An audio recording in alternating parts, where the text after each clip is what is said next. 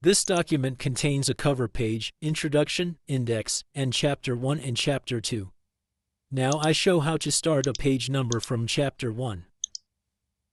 Click the mouse before Chapter 1 and go to Insert and click Page Break.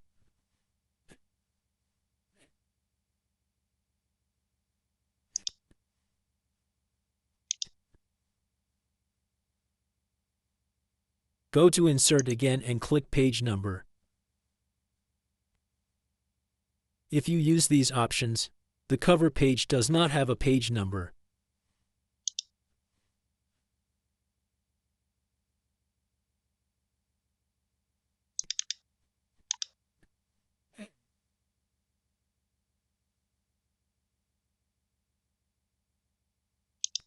Now double-click on the mouse.